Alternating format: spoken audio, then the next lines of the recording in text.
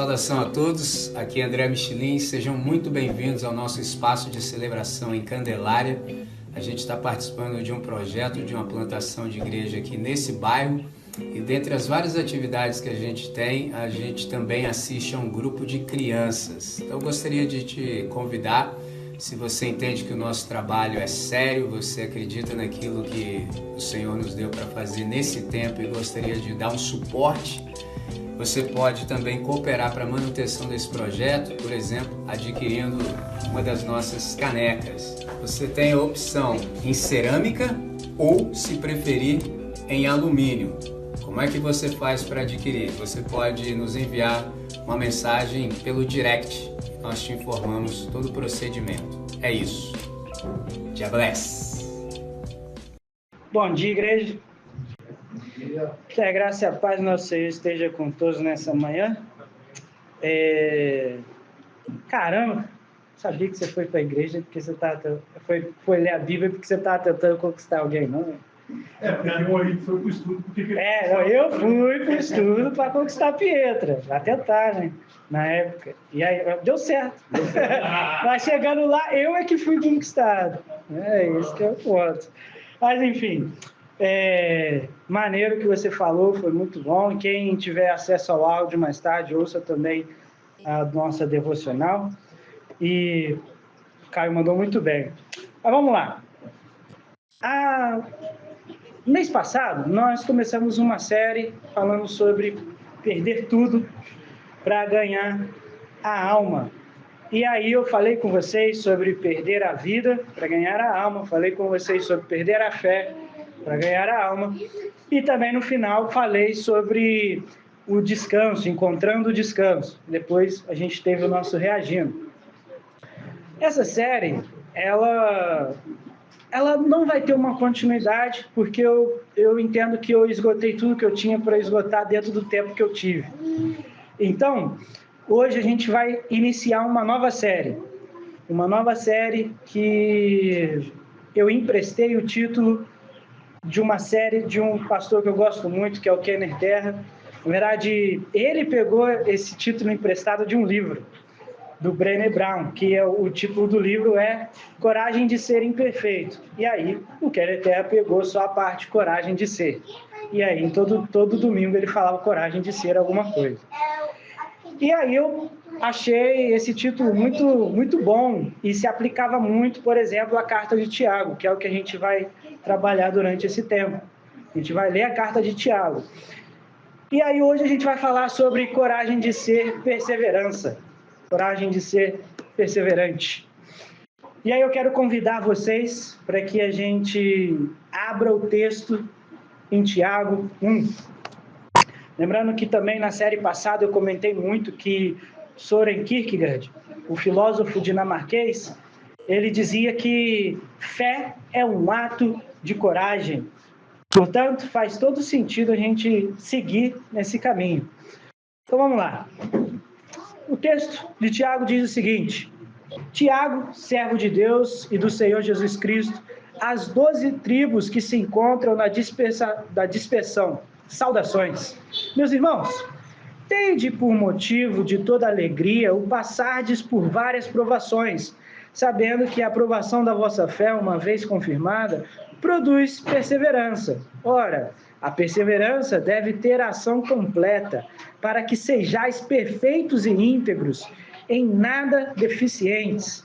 Se, porém, algum de vós necessita de sabedoria, peça a Deus, que a todos dá liberalmente e nada lhes impropera, e se lhe há concedida.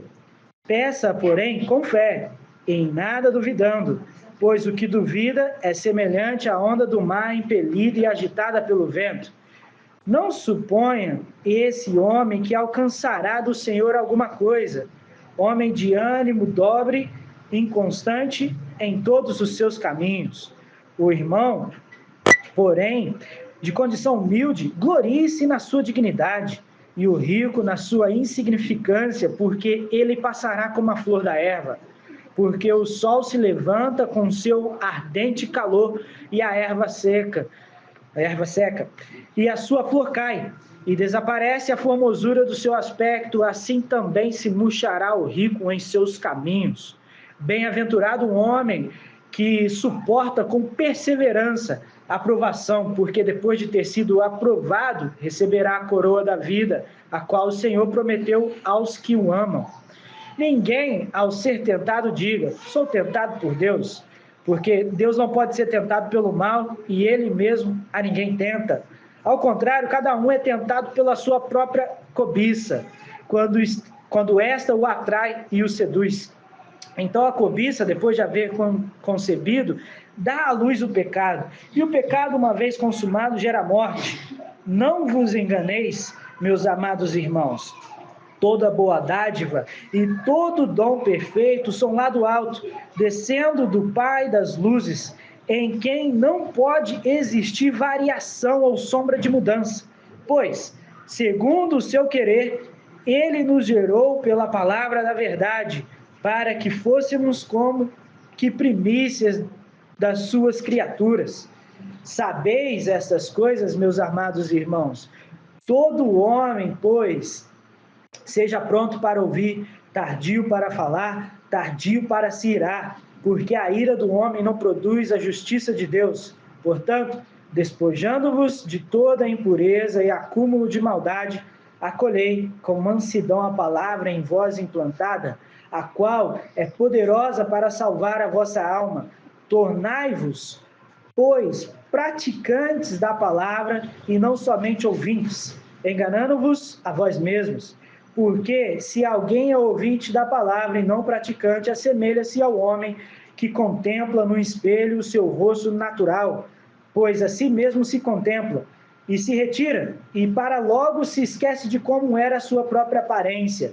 Mas aquele que considera atentamente na lei perfeita, lei da liberdade, e nela persevera, não sendo ouvinte negligente, mas operoso, praticante, esse será bem-aventurado no que realizar. Se alguém supõe ser religioso, deixando de refrear a língua antes, enganando o próprio coração, a sua religião é vã. A religião pura e sem mácula para com o nosso Deus e Pai é esta: visitar os órfãos e as viúvas nas suas tribulações e a si mesmo guardar-se incontaminado do mundo. Vamos orar? Senhor Deus, muito obrigado pelo nosso dia. Obrigado porque hoje a gente tem a oportunidade de sentarmos e aprendermos mais sobre Ti, conhecermos mais a Ti. E nesse sentido, Pai, nós te pedimos que o Senhor nos livre de toda e qualquer pré-compreensão, preconceito, pré-julgamento que bloqueie a Sua voz nos nossos ouvidos. E que a gente consiga, de fato, perceber o seu movimento à medida em que a gente vai caminhando nas Escrituras e na vida. E que seja assim, Pai. Abra o nosso coração, abra o nosso entendimento, para que a gente, de fato, compreenda a sua voz, venha distingui-la no meio de tantas outras. Então, no nome de Jesus é que eu oro. Amém. Amém. Bom, vamos lá, partes por partes. Tiago faz a sua saudação. Tiago, servo de Deus. Sua saudação, ele confirma o compromisso que ele tem com o nosso Senhor. E logo, ele diz respeito com quem que ele está conversando, com as 12 tribos da dispersão. E essas 12 tribos são a galera da diáspora, que foram expulsados da terra por conta do governo babilônico e assírio. Eles foram expulsos. E eles estavam espalhados. Então, a carta de Tiago, ele está falando com essas pessoas que estavam espalhados ao redor do mundo. E aí, ele prossegue. Considerai motivo de grande alegria passar por provações. O autor, ele se preocupa em deixar claro que a perspectiva do discípulo deve ser, de fato, transformada. Ela não pode ser uma perspectiva do mundo. Porque, por exemplo, ninguém em sã consciência acharia que passar pela dor é algo bom. E aí, Tiago, ele trata dessa maneira. Espera aí, vamos considerar provações como algo a se tornar alegre por conta disso. Então, é motivo de grande alegria passar por essas provações. A palavra várias é poiquilos, é a palavra que a gente utilizou para, por exemplo, construir esse púlpito aqui, que é a multiforme graça de Deus. E aí, várias no sentido de multiforme possibilidades de provações. Então, não é só uma questão única, provação financeira, como ele vai mais tarde falar aqui no texto. Não é só isso. Ele fala de várias provações. E significando, então, nas palavras de Tiago, que a vida ela é dinâmica e tem as suas adversidades. E elas vão acometer para todo mundo. Vai acontecer com todo mundo. Mas nós teremos que ter um olhar diferente para todas elas. Todo mundo tem um olhar natural. Eu tento evitá-las, mas não conseguindo, como eu tenho que perceber, como eu tenho que olhar para elas. E é isso que Tiago está falando. Passar por provação fortalece e testa e prova a nossa fé. Também na série passada e em outro sermão, eu falei sobre a questão do escândalo. E falei que como Kierkegaard tratava o escândalo, e ele falava que o escândalo era um ambiente de fortalecimento da fé. E é basicamente isso que Tiago está falando. São as provações. Digamos que as provações cabem dentro do escândalo. Então imagine comigo que a fé nesse contexto é como um avião. Um avião. Nunca andei de avião. Não sei se vocês já andaram, mas eu nunca andei, porque até avião não anda, ele voa. Mas enfim. Eu tenho que me corrigir, né, Léo? Porque vai que... Enfim. Eu nunca voei de avião. Mas imagine um avião. E aí você vai lá, compra passagem, sei lá para onde você está. Você está indo para as Europa, você compra passagem. E aí, chegando no aeroporto, você chega lá e a comissária de bordo, ou o comissário de bordo, vira e fala para você assim: esse é o primeiro voo desse avião. E diz quem é que permaneceria dentro daquele avião. É o primeiro voo? Nunca foi testado? Eu não permaneceria. Eu seria o primeiro a meter o pé. Falei, não, comigo não, já tenho medo de altura. Esse avião ainda nunca voou antes, vai voar a primeira vez comigo dentro?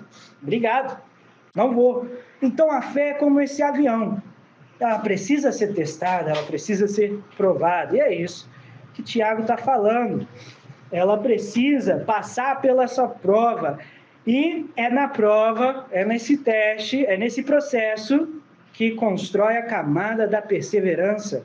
Tiago, portanto, diz que na provação é que o caráter do indivíduo é afiado, é alinhado com o Evangelho, de maneira tal que a gente se encontre completo, sem falta alguma. Eu não tenho problema com a palavra grega, perfeição. Eu não tenho problema com ela.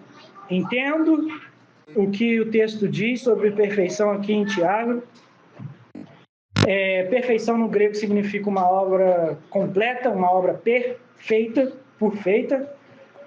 E o convite de Tiago é um convite que outrora já fora feito por Jesus. Sede perfeitos.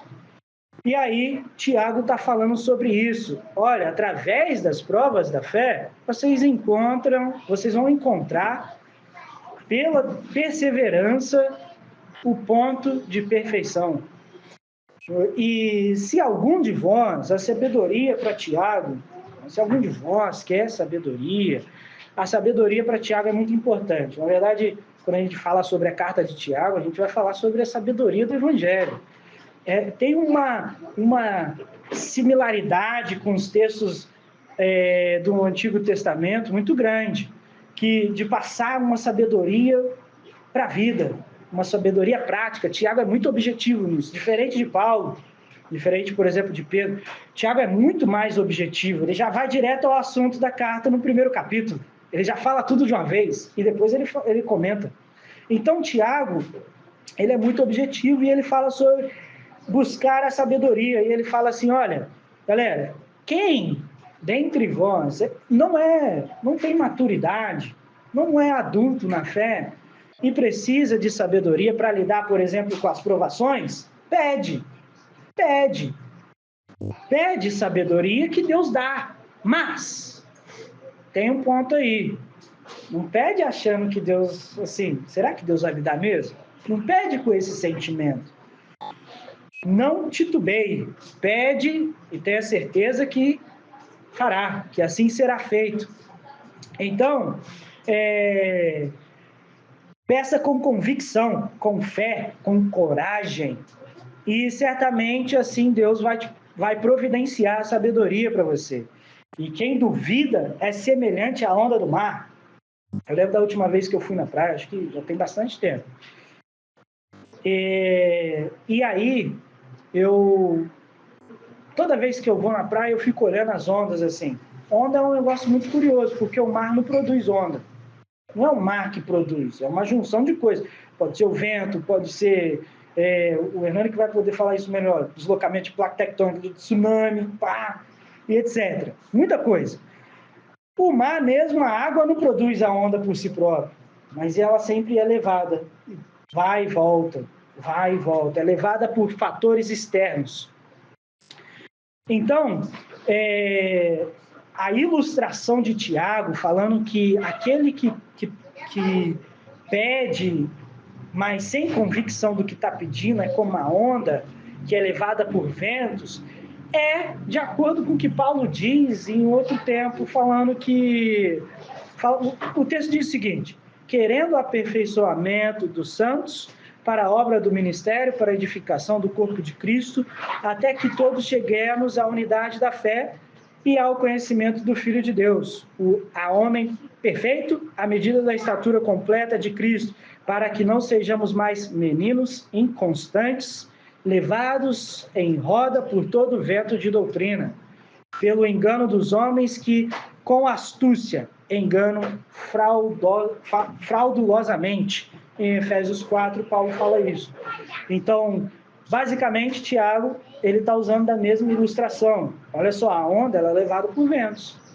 Não seja inconstante ao ponto de que você seja levado por esses ventos também. Seja convicto. E aí, Tiago aproveita essa ilustração, eu acho que muito latente, assim, para quem vive a vida no tempo de Tiago, por exemplo. Porque, assim, nós hoje temos muito mais referências do que Tiago. Tiago tinha natureza para ilustrar. Nós temos internet, temos desenho, temos filme, temos um monte de coisa. Mas Tiago tinha isso e isso fez muito sentido. Paulo e Tiago estão de acordo, porque a inconstância é sinal de imaturidade na fé. Então a gente deve ser constante, de acordo com a nossa fé. E constância tem que ver com coerência, mas guarda essa palavra coerência que daqui a pouco eu comento mais sobre ela. No verso 9 ao 11, Tiago demonstra que o pobre, ele deve se gloriar na sua alta posição de humildade. Isso é interessante, né? Alta posição de humildade. Como assim o pobre tem alta posição? Só se for de humildade, né? Enfim. E aqui ele está sendo usado porque contraria os padrões éticos, sociais daquele tempo. Contraria, porque para eles, os judeus acreditavam que os ricos eram os bem-aventurados, os abençoados por Deus. No entanto, que quando Jesus está conversando com os discípulos e ele fala sobre a agulha, o camelo passar no fundo da agulha, os discípulos perguntam assim, se os ricos não são salvos, então quem é que pode? Porque na cabeça deles, quem tinha riquezas eram os caras que iam ser salvos.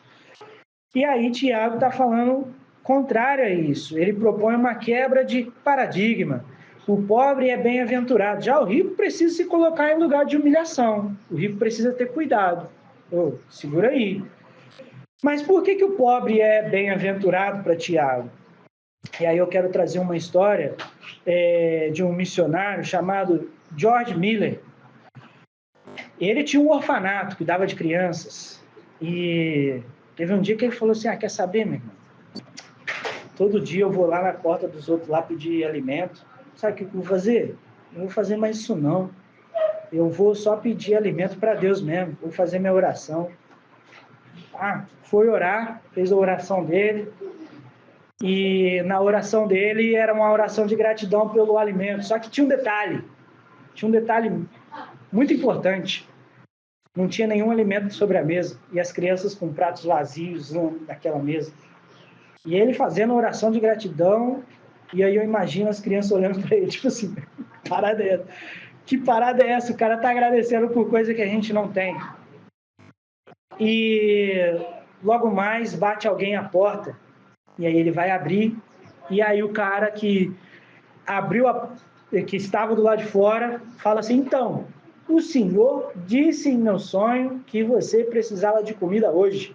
Então, toma aqui a comida para que você alimente as suas crianças. Então, o pobre ele é bem-aventurado, sabe por quê?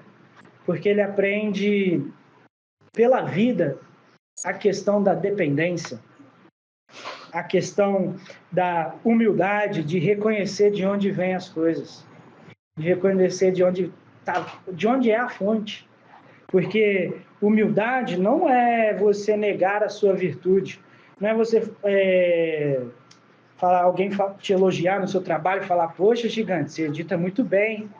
E você fala: não, que isso? Não edito não, eu edito mal. Você está negando a virtude. Humildade não tem nada que ver com isso. Humildade tem que ver com reconhecer de onde que vem. De onde que vem isso?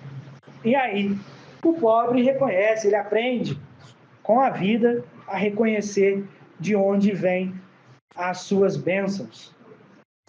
E essa história, ela ilustra bem essa bem-aventurança que Tiago está falando. E também, Tiago está ecoando o Sermão da Montanha. Tá? Tiago está ecoando o Sermão da Montanha. Mas e o rico? Você deve estar se perguntando. O rico, ele precisa tomar cuidados. Lembra de Racionais MCs? Deus, ele vigia os ricos, mas ama os que vêm do gueto. Basicamente isso. Ilustração perfeita. Deus olha para os ricos esperando que eles tenham cuidado. E Deus cuida daqueles que não tenham nada, no que tem nada. Mas note que o tom da carta de Tiago é uma repreensão tanto para o rico quanto para o pobre. Não é só para o rico aqui. Então, você pode perguntar assim: mas o que Tiago está falando então? Bom, Tiago está comunicando que na pobreza a gente encontra a adversidade da vida com mais frequência do que no momento de riqueza. Tá? E com isso pode vir sobre nós desespero, desânimo, sensação de desamparo, até sofrer por sofrer. E aí, sofrer por sofrer é muito pesado. Porque, por exemplo, a gente precisa distinguir dor de sofrimento. Bom, eu ando de skate, cansei de torcer meu pé, cansei de quebrar osso, eu senti dor. Teve uma vez que eu estava fazendo um vídeo, que a gente chama de vídeo promo, que a gente vai se promover, vai levar para as marcas e tal. E eu estava fazendo um vídeo, só que tinha um campeonato importantíssimo, que era o campeonato que dava vaga para o campeonato estadual. E estava, assim, faltava 15 dias para o campeonato, e eu produzi um vídeo. Resolvi pular uma escada de quase 3 metros de altura, e aí eu resolvi pular a escada. Fui lá, caí da escada, eu pulei, torci o pé. Meu pé ficou uma bola preta. Naquele momento, sabe o que eu senti? Dor. Eu não senti sofrimento algum. Levantei, mesmo com dor, fui lá e pulei a escada e acertei. Fui embora para casa, fiquei uma semana sem andar de skate. Isso era numa terça-feira. O campeonato ia ser, sem ser no próximo sábado, no outro. E eu fiquei uma semana sem andar de skate. Na outra terça-feira, eu falei: eu preciso treinar para o campeonato. O pé ainda estava inchado. Enfaixei da melhor maneira que pude, deixei o pé firme e fui lá treinar para o campeonato. E na terça-feira, é óbvio, já estava anunciado de antemão que eu ia torcer o pé novamente, porque não faz sentido. Torci o pé novamente. E eu senti dor novamente. Eu não senti sofrimento algum. E depois, na sexta-feira, sábado é campeonato, precisa andar na sexta. Fui andar de novo. E sabe o que aconteceu, Léo? Você já sabe, né? Torci o pé de novo. E a terceira vez foi infinitamente pior, porque eu só lembro de ter caído, tentado me levantar e tudo ficou escuro. E depois eu acordei, estava eu com um monte de gente em volta de mim, assim, você tá bem, meu? Porque eu desmaiei de dor. Então a dor é isso, é dor física, dor. Mas existe um ponto onde a dor ela pode se tornar sofrimento. Oh, meu Deus, você, irmão. A dor, ela pode... Muito obrigado, meu querido. Muito obrigado. A dor, ela pode se tornar sofrimento. E quando é que ela se torna sofrimento? Quando eu envolvo, por exemplo, um outro momento da minha vida. Quando eu estraguei meu joelho andando de skate. Eu senti dor na hora, mas muito mais do que dor foi sofrimento, porque eu tive a certeza que eu nunca mais andaria de skate da mesma maneira. Você vê como é que é? A dor ela é objetiva. O sofrimento é subjetivo. Porque na minha cabeça veio a possibilidade de eu nunca mais andar de skate. E aí o sofrimento é por algo que ainda não está concreto. Então, muitas vezes a gente confunde dor com sofrimento. Muitas vezes a gente confunde dor com sofrimento. E aqui a gente precisa entender o porquê disso. Existe um pastor que eu gosto muito, que ele diz que o medo de sentir dor exacerba a dor. Hoje, andando de skate, eu tenho medo de machucar o meu joelho. Então, toda vez que qualquer dorzinha no meu joelho, aquilo ali dói mais do que deveria. Mais do que deveria. E o pobre, ele se encontra diariamente com esse medo. O pobre se encontra diariamente com esse medo. O alerta de Tiago é para que o pobre seja perseverante e constante, apesar da dor. O alerta para o rico, então, procede a partir das provações que são produzidas pela falsidade do sentimento de autossuficiência. O rico falsamente se engana achando que é autossuficiente. E na sua autossuficiência, ele acha que os outros dependem dele. E aí o rico precisa se humilhar para não oprimir. O rico precisa se humilhar para não escravizar. O rico precisa se humilhar para não se beneficiar da pobreza alheia. Durante a pandemia, algumas matérias de jornais assim saíram com a pergunta assim: por que na pandemia os ricos se tornaram ainda mais ricos e os pobres ainda mais pobres? Muito desse crescimento financeiro dos ricos na pandemia tem a ver com a exploração da miséria humana, a exploração da pobreza. Bom, é uma questão de lógica. Se eu estou tendo demais, tem alguém tendo de menos. E se eu estou tendo mais ainda, é porque eu estou tirando um pouco que aquele outro tem. E aí é uma bola de neve. Vai se tornando cada vez pior. Então, o rico ele precisa se atentar para que ele não lucre com a pobreza humana. E se coloque num estado de servo para tentar mitigar ou suprimir a possibilidade do avanço da pobreza. Então, é isso que Tiago está falando. E aí, no verso 12 até o 15, ele fala: bem-aventurado é o homem que suporta a provação. Bem-aventurado é o homem que não sucumbe às dores. Bem-aventurado é o homem que não se rende às suas riquezas, à sua autossuficiência. Bem-aventurado é o homem que, no meio de tortura, não permite que em seu coração cresça o sentimento de se tornar torturador.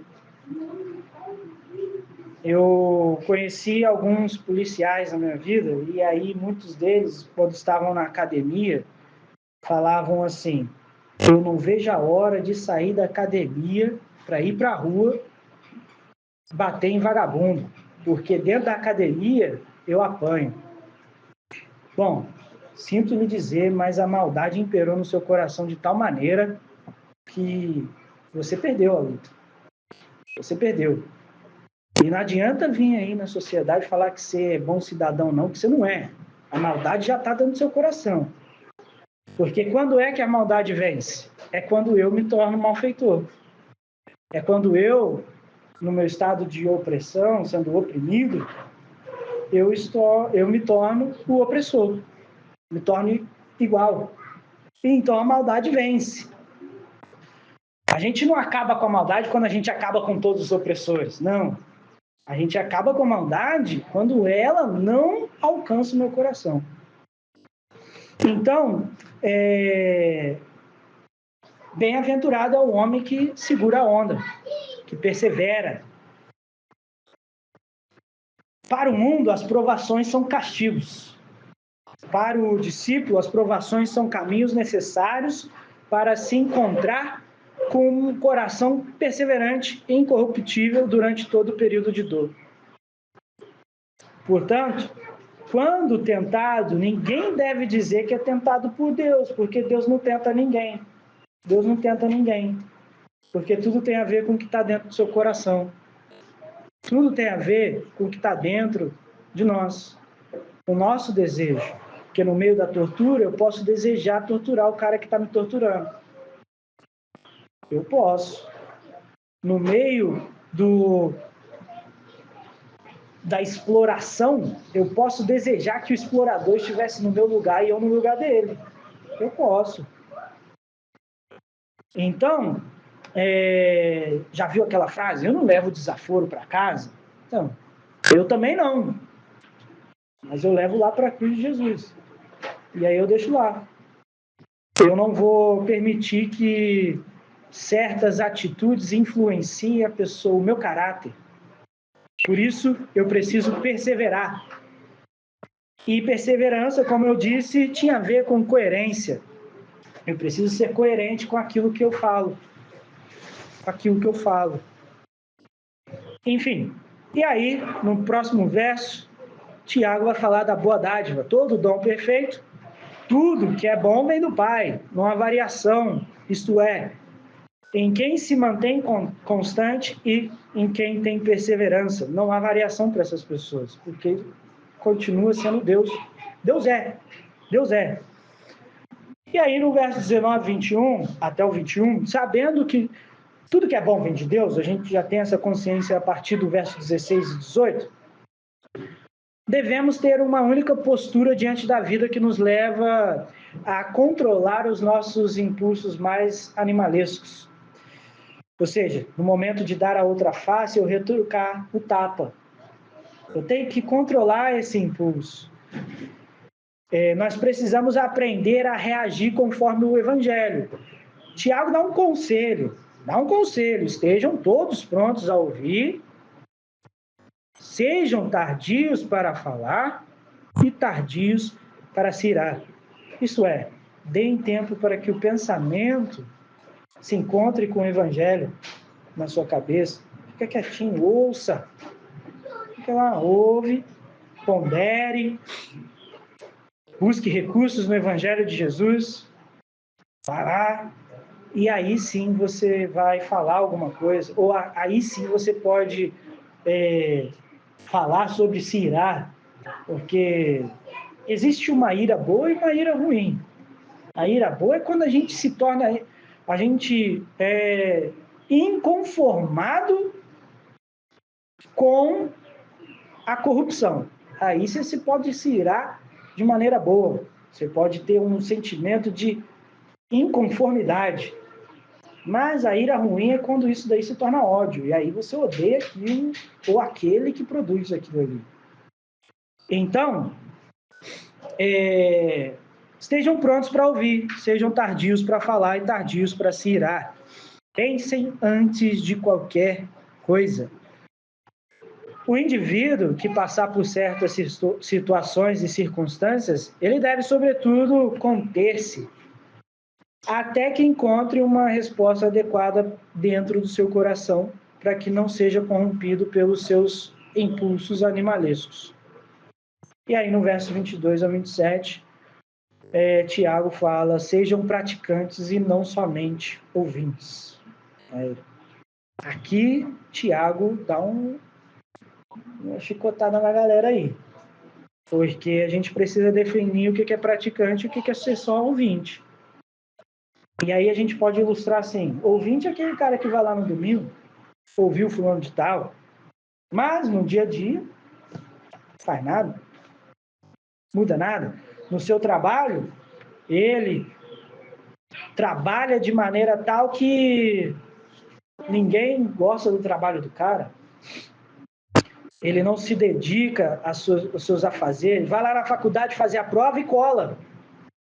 Eu fiz teologia e na minha faculdade de teologia tinha um pastor, se não me engano ele era da Assembleia de Deus, e ele estava fazendo teologia, ele já era pastor, já tinha a comunidade dele, ele e a esposa, e aí eu estou fazendo a prova e a prova era assim, era uma vez por mês, uma vez a cada semestre.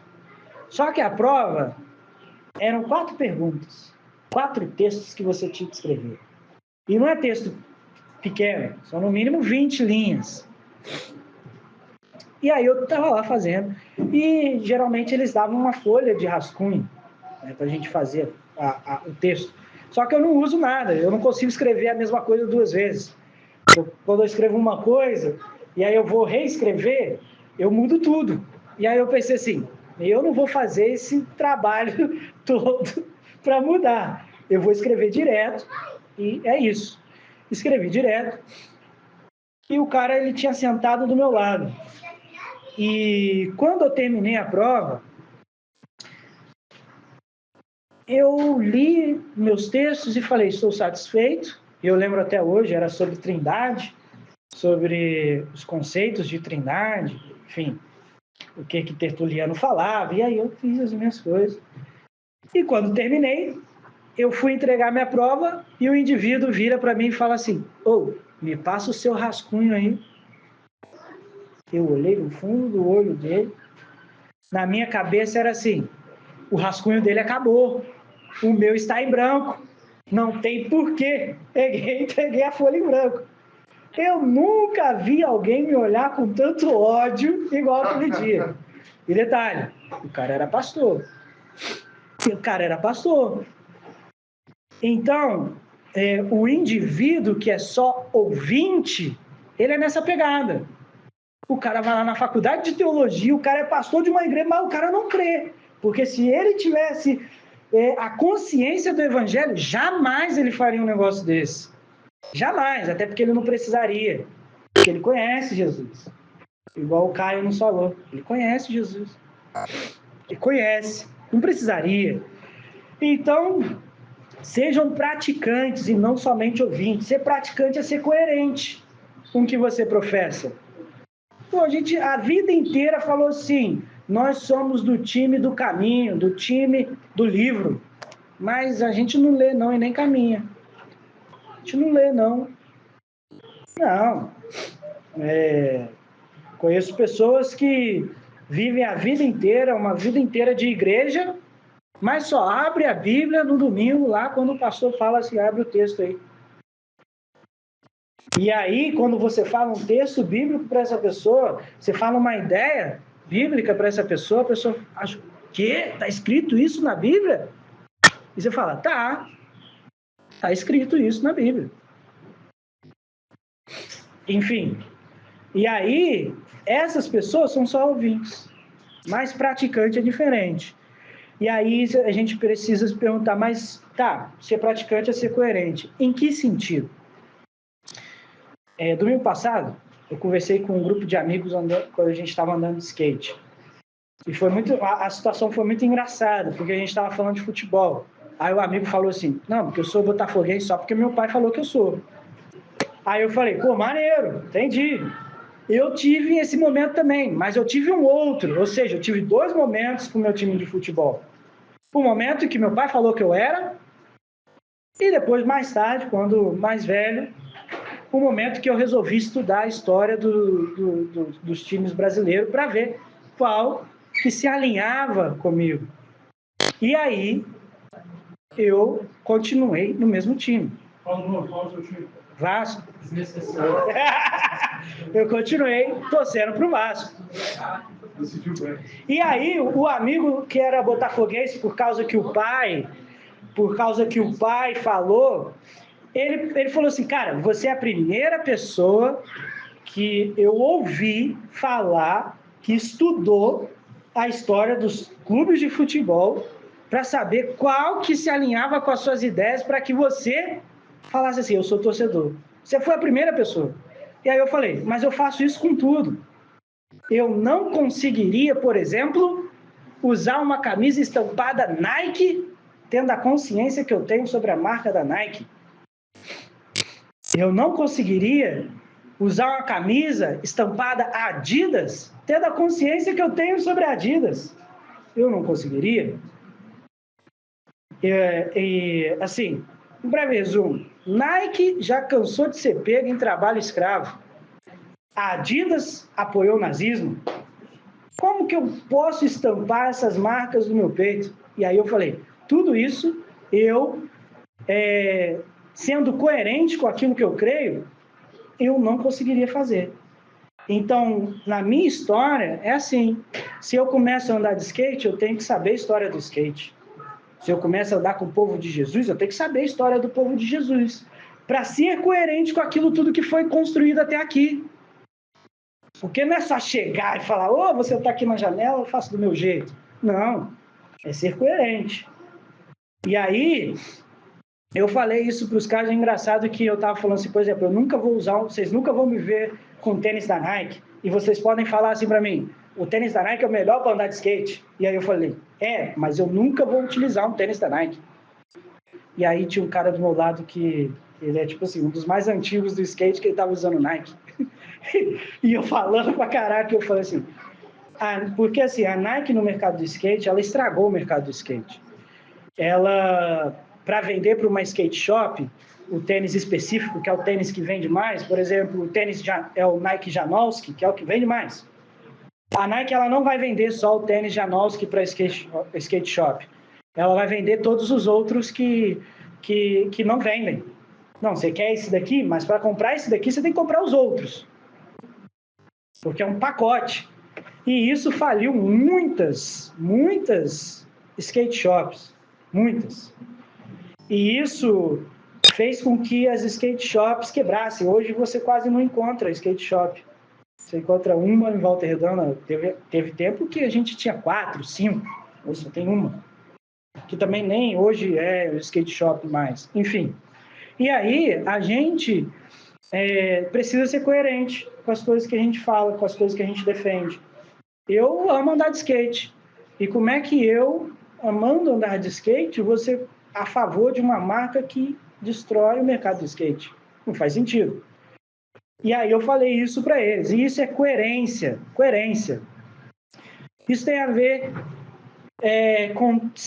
com fazer aquilo que diz respeito àquilo que você prega. Basicamente isso. Como que eu posso estampar no meu peito aqui, ó, Nike, sendo que a marca já foi pega com trabalho infantil também?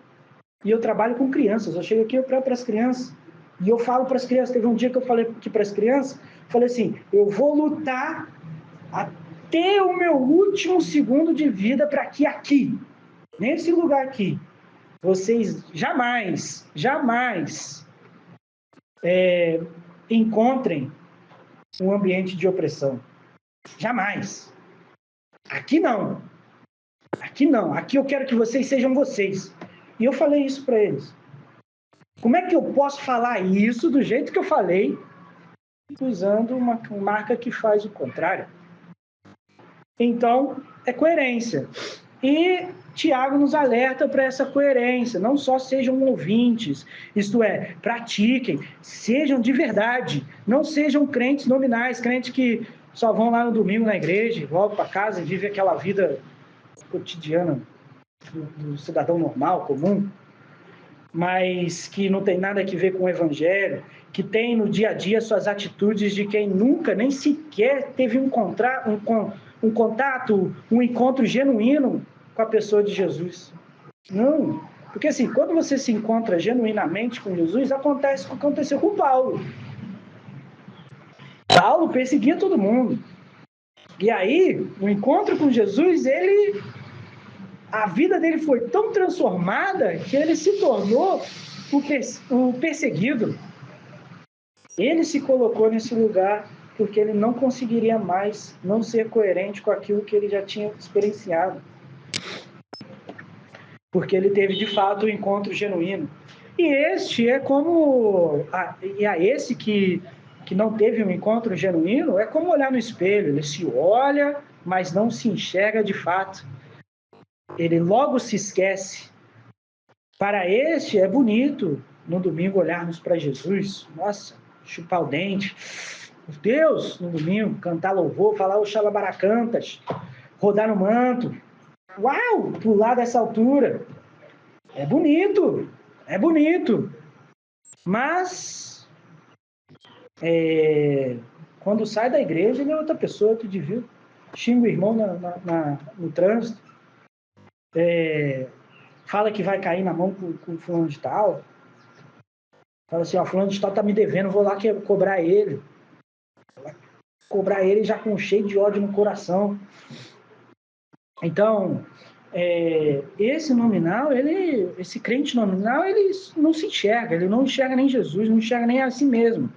E aí existe uma série que foi apresentada a mim recentemente, uma aluna minha comentou, a gente estava numa aula de conversação sobre séries, e aí eu perguntei qual série que ela estava assistindo, e ela falou dessa série, e eu achei a ideia interessante, a série chamada Ruptura, que é assim, a empresa implanta um chip na mente do cara, aí o cara, quando está no trabalho, ele esquece da vida que ele tem fora do trabalho, ele só vive o trabalho, e quando ele passa pelo elevador lá, ele esquece o trabalho e vive a vida normal. O crente nominal é assim, é como se ele botasse um chip na cabeça, mano. Chegou na igreja, o cara esquece que durante a semana inteira ele fez um montão de besteira e ainda falou em nome de Jesus ainda. E aí, ele vai lá, ele pode até se arrepender, chorar, ouvir o sermão, ai meu Deus, e aí sai da igreja, chega em casa, ele esquece o sermão todo, esquece que ele chorou, esquece que ele se arrependeu, esquece tudo, e volta para aquela mesma parada. Esse é o crente nominal. E aí é isso que Tiago está falando, seja isso aí, não, é feio, seja coerente. Seja coerente. Aquele que persevera é aquele que é constante, que é coerente com o que professa. Esse sim é abençoado. Esse sim será abençoado no que faz, porque ele é coerente. Para Tiago, essa religião do crente nominal de domingo, que não consegue segurar a língua dentro da boca, engana o próprio coração, engana a si mesmo. Não está enganando Deus, não, mano. Deus não vai ser enganado por você, não. Nem os irmãos lá da igreja, todo mundo sabe que você é falhado. Então, não faz sentido. Mas você está enganando a si mesmo. Porque a religião verdadeira, e aqui, essa parte da religião verdadeira, Tiago, ele está usando de um recurso literário fascinante, porque a gente até então não considerava isso na Bíblia. Ele está usando ironia. A gente achava que na Bíblia não continha ironias, mas Tiago, o recurso literário de Tiago é ironia, aqui agora. Olha, essa religião aí, né, que vocês estão falando aí, vocês têm, vil, inútil, serve de nada, é vã. Porque a verdadeira religião, sabe o que é? é a prática constante do Evangelho, que é o quê? Visitar os órfãos e cuidar das viúvas. Ou seja, é o cuidado com aquele que é oprimido. Oprimido pelo sistema, oprimido por pessoas, oprimido. É o cuidado. Então, caminhando para o final, Deus é o inalcançável. A minha capacidade de compreensão não chega nem perto de Deus, não chega nem perto do que Deus é. Aqui nesse texto, Tiago demonstra que as minhas perspectivas de vida devem ser de fato transformadas por ele, porque até a minha capacidade de compreensão não atinge a forma com a qual eu deveria viver. Não atinge. E aí, Tiago fala que eu preciso mudar a perspectiva, eu preciso que a minha perspectiva seja transformada, porque senão eu não vou. No caminho, eu posso ir me desviando aos poucos. Eu vou caminhando e vou me desviando aos poucos, porque os meus desejos vão... Muitas vezes eu vou confundir os meus desejos com a voz de Deus. E aí Tiago propõe que a gente venha substituir a constatação da dor como algo ruim, ou seja, como sofrimento, para algo que nos fortalece. Ou seja, na contramão do mundo, Tiago alega que dor não pode se tornar sofrimento. Não pode. Sofrimento é sofrimento, dor é dor. Mas que a ferida cicatrizada, ela te torna ainda mais forte, ela cria uma camada resistente na pele, a tal ponto que a ferida jamais seja aberta novamente. E afirma que isso só é possível através da perseverança e da constância, da coerência. Só é possível quando o que você fala, que crê, pode ser notado na forma com a qual você vive. Isso só é possível sim. Com isso, precisamos olhar com uma nova perspectiva a vida. No tempo de Tiago, a vida e morte era a mesma coisa, significava a mesma coisa. Por exemplo, no mar, desde sempre, desde a criação, sempre teve o peixe maior que come o menor, sempre teve morte e vida. Só que você para pensar, o peixe precisava comer o menor, comia, para quê? Para que ele vivesse. Então, a vida e morte tinham o mesmo significado. Alegria e sofrimento também. Elas tinham a mesma fonte. Após a modernidade, produziu sofrimentos em grande escala e produziu falsas alegrias em doses homeopáticas, através de impulsos de dopamina dentro do seu sistema. E aí ficam lá te entregando dopamina lá e você acha que está alegre vendo um videozinho no Instagram, rindo pra caramba no TikTok. Você acha que você está alegre. Isso é falsa alegria. E para a sociedade pós-moderna, perder o emprego é causa de depressão, de ansiedade, de muito sofrimento. Mas para o ser humano de milhares de anos atrás era só uma questão de mudar de cidade. Pô, não está rendendo aqui? Pô, tô pescando aqui no Mar da Galileia, não está dando peixe? Pô, vou para outro mar, vou para outro lado do mar. Não está dando. É reinventar-se para providenciar sustento, era só isso. Hoje nós procuramos o trabalho dos sonhos. Vou trabalhar com o que eu sonho. Hoje o discurso é esse. Anteriormente, o indivíduo trabalhava para construir o seu sonho. É diferente. Então, as nossas percepções sobre as adversidades são fruto das nossas relações com as nossas próprias frustrações dentro do ambiente social, dentro da sociedade, com aquilo que a sociedade oferece para a gente. E aí, como diz o pastor que eu outrora citara, a morte e a vida são a mesma coisa, o sofrimento e a alegria também, pois todos têm a mesma fonte. Todos têm a mesma fonte. O mar sempre foi o mar dos peixes grandes comendo os peixes pequenos. Leão sempre foi leão, comendo as suas presas. Nunca consegui imaginar leão comendo mato, não. Eu nunca consegui imaginar. O conflito que muitos têm sobre a bondade de Deus ou sobre a sua natureza é apenas fruto do equívoco do pensar Deus a partir de si, isto é, a gente está preocupado em tentar responder o problema do mal. Nossa, o problema do mal, pô, se Deus é bom, como que o mal existe, e etc, etc, etc.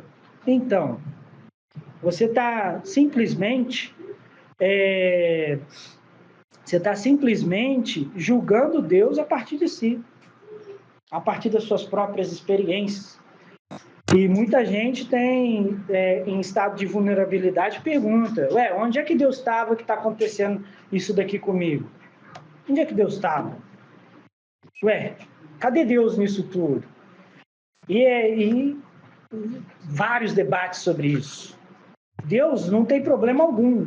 Eu nunca ouvi Deus desesperado, ansioso. Deus não tem problema algum. Nenhum. Deus, ele não está sendo afetado por nada. Porque Deus ele não está sendo. Deus é. O ser humano é que criou esses problemas.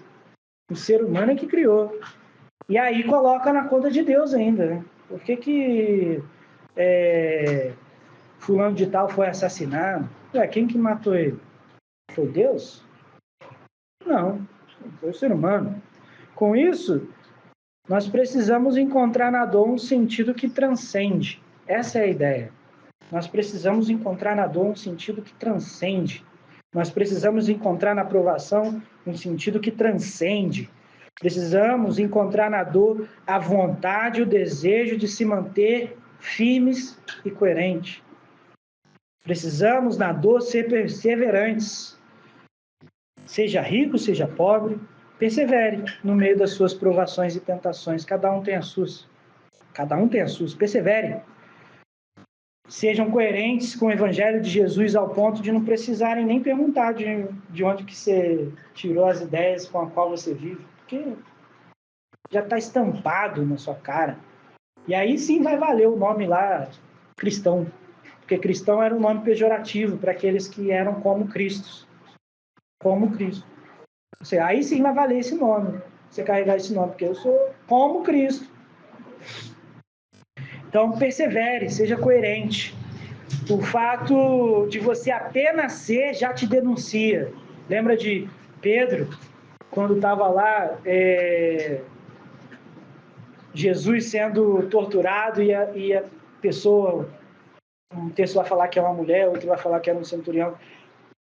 Pergunta, ela fala assim, você é do time deles, né? Você é dos caras que andavam com Jesus. Por quê? Porque te denuncia a forma que você se porta. Denuncia, está estampado. Você não precisa abrir a boca. Só pelo jeito de ser e viver, eu já sei de onde você é. Eu já sei. Então, por conta disso, a gente pode citar aquela frase comum aqui entre nós, que o André cita bastante.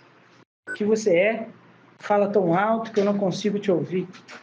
É tanta incoerência com aquilo que a gente fala, entre aquilo que a gente fala e aquilo que a gente que eu não consigo nem dar atenção para aquilo que você fala. Não consigo. É incoerente. Então, por conta disso, eu peguei emprestado o título que eu coloquei nessa série. Coragem de ser. Perseverança. Tenham coragem de ser perseverantes. Tenham coragem de ser coerentes, porque isso pode te custar caro. Isso vai te custar caro. Vai me custar caro quando eu decido que eu nunca vou usar um tênis, que eu sei que é o melhor tênis para andar de skate. Mas vai me custar caro. Eu vou pagar mais caro por uma marca nacional, que é do skate, e me custa caro. Vai me custar caro. Isso é só uma ilustração boba, questão financeira. Custa mais caro eu pagar R$500 num tênis nacional do que pagar 150, R$200 num tênis da Nike. Custa mais caro. Para você ver como que ser coerente te custa mais caro. Então tenham coragem. E como diz Soren Kierkegaard, fé é um ato de coragem. Então tenham fé também. Tenham fé. E é isso. Por hoje é só. Gostaria de convidá-los para que a gente fizesse uma oração para encerrar. Senhor Deus, muito obrigado pelo dia de hoje, obrigado por tudo que a gente conversou até aqui. Peço que o Senhor nos dê coragem, nos dê perseverança, para que a gente possa ser de fato coerente com o Evangelho de Jesus. Para que quando a gente usar a camisa escrita Jesus transforma, a gente tenha de fato experimentado transformação, porque senão é incoerência. E as pessoas têm que notar essa transformação na gente. Então, Pai, que seja assim, que a gente possa de fato viver a semana da nossa vida, todos os dias, melhor dizendo, sendo coerentes com aquilo que a gente tem professado de domingo a domingo. Então, que seja assim, Pai. Em nome de Jesus. Amém.